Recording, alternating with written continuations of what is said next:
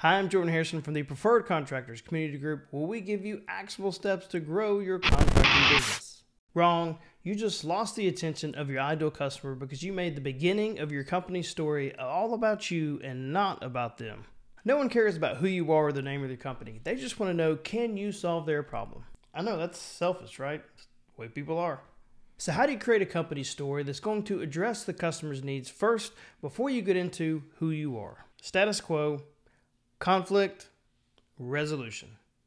So what does all this mean? The status quo is how things start out. It's the way things are going, how things are, the flow of things before a conflict hits your situation. Then when the status quo is hit with that conflict, it's up to your company and your brand to solve that problem. Because the conflict is putting something at stake. So your company or your brand is the protagonist, the hero that swoops in and saves the day with the resolution. So here's a sample story coming from a marketing company brand.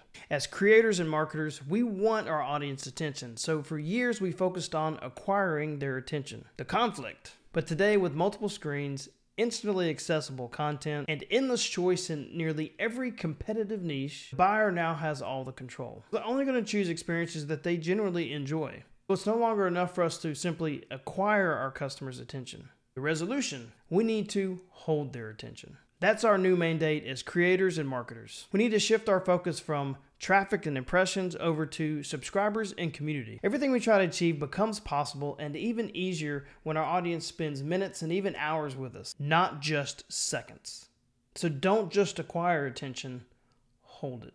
So in that brand story, they called out their audience at the very beginning of the story and labeled what was normal for their clients. Then they introduced the conflicts of increased distractions in our world, making it harder to keep everybody's attention. So in came the solution to focus the efforts on length of time spent on the content versus simple impressions. That's how you tell a powerful story that keeps your audience engaged and trust your brand.